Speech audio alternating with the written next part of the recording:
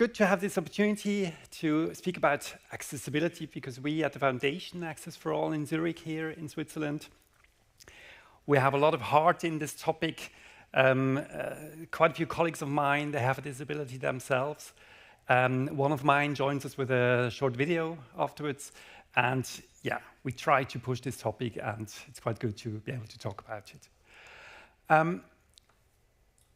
Let's face the numbers first. There's an awful lot of people being affected, much more than we commonly think, because it's often a lot underestimated how many people really have a disability, especially also because there are types of hidden disabilities. Somebody in a wheelchair in the station, you see somebody with a white stick also, but somebody with a hearing device is becoming more difficult, and there are different types of disabilities. According to the World Health Organization, 1.3 billion worldwide, over 100 million in Europe, according to Eurostat, and in Switzerland, Federal Statistical Office, 1.7 million people being affected. That's about 22% of the Swiss population. And in terms of what it means for these people, or what types of capacities are being affected, you have to differentiate between different groups. You have visual capacities, that's people who are blind or low vision users, colorblind people, 8% of males are colorblind, for example. If the hearing is affected, you have people who are hard of hearing or who cannot hear at all. Then there's motor capacities being affected.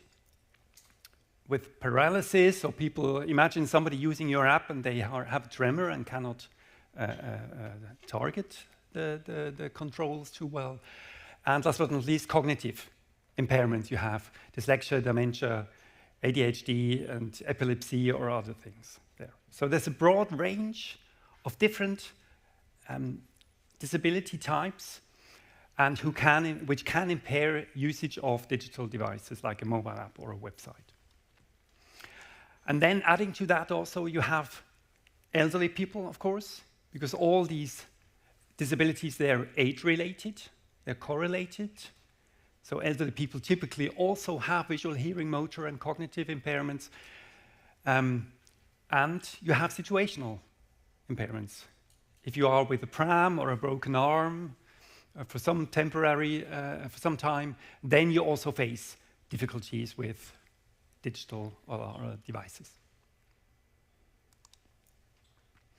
Now, the regulation sort of picked up already. In Europe, you have the sorry, I'm having a blackout now. The European Accessibility Act is clear, but the Web Accessibility Directive, that's the one I was just looking at.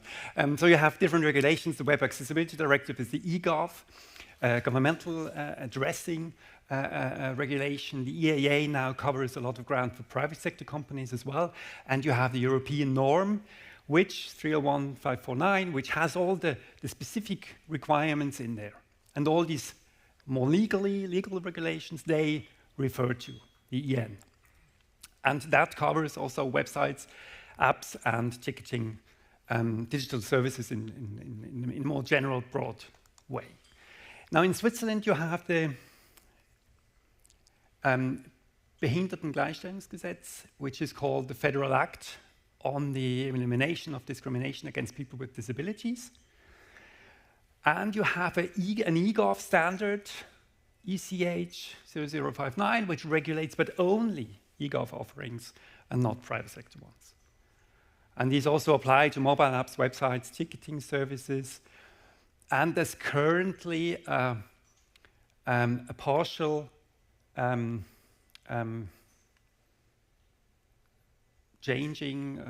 reworking of this MPAYG ongoing in Switzerland, so that also private sector offerings will be addressed. Probably 2028 now, there's a delay in that, but the parliamentary process is currently going on. And non-compliance can have, depending on the national regulations, different outcomes. You can be sued, you can have legal litigations or fines. but often also reputational damage. If there's media coverage, and there's a lot more media coverage now over the last couple of years that really went up, you have a lot more in the media about this topic. Now, which are the requirements there you have to address, you have to keep in mind? Can I maybe ask who heard of the WCAG? It's pronounced WCAG, the Web Content Accessibility Guidelines. Can you please raise your hands if you have? Well, many have, but not all yet. Well, now you have. It's sort of the core standard with a catalog of requirements in there addressing digital systems like mobile apps, websites. It's by the W3C, internationally accepted. You have different priorities. A is basic high priority requirements. AA is medium priority. A and AA is typically required by national regulations and so on.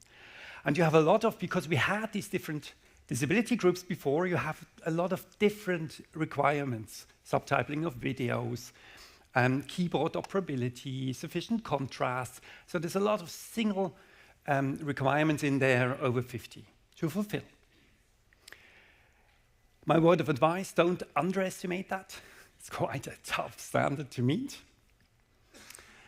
But having said so, even more happy I am today being here and saying congratulations to Fairtick, not only because they have their 10th anniversary today, but also because they just managed to certify their mobile app on iOS according to WCAG 2.1 AA. Maybe that's even an applause. There. Thank you. And what that means in action, my colleague, Mo Sherif, who is working also at the foundation, who's blind, shows us. I can just click on, you know. Hi everyone, my name is Mo. I work as an accessibility consultant at Access for All. I'm completely blind. Naturally, I use public transport every day. In the next few minutes, I will show you how I navigate the Fairtick app. Well, the app is running. We start with the class selection. First class button. Actions available. The voice is too fast, I think. 80%. 76, 50, 35%. That sounds good. Mo. First class button. Profile. Second class. Settings. Heading.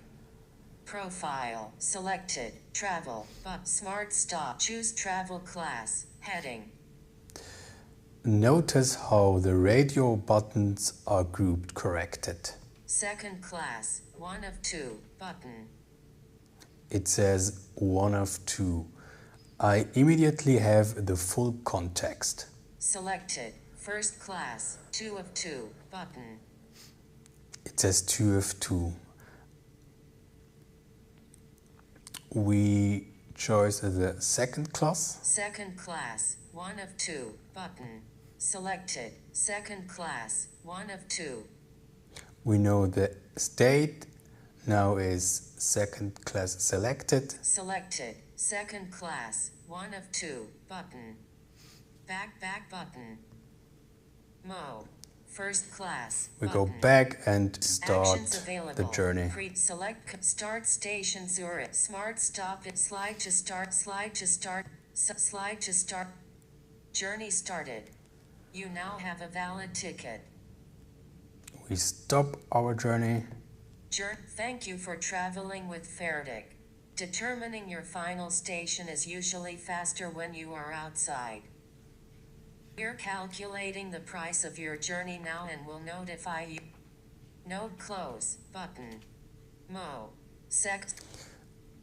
Now we go to the settings. Menu button. Close his invite payment settings button. Selected. And here we will check how headings are implemented.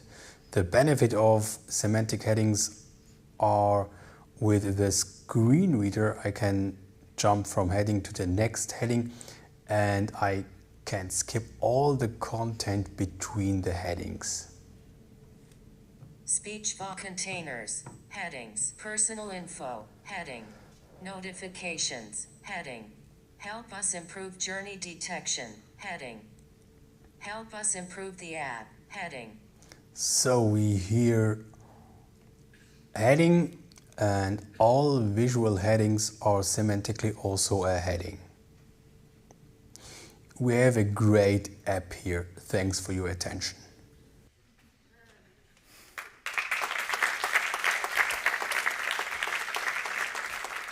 Thank you. If somebody, or if all of you were really watching and listening carefully, there was one slight hiccup still occurring. Don't know whether anybody mentioned or realized that. Some did, because when Mo switched back after having selected the class, he selected second class, he went back to the screen, the other screen.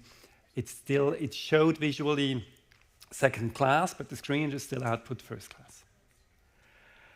And that is something which, for example, automatic tools usually they don't pick up on that. I think Fertig, you're working on it already, but it's something. And Mo I think he was a bit nervous when doing the video. Otherwise, he would immediately pick up on these things.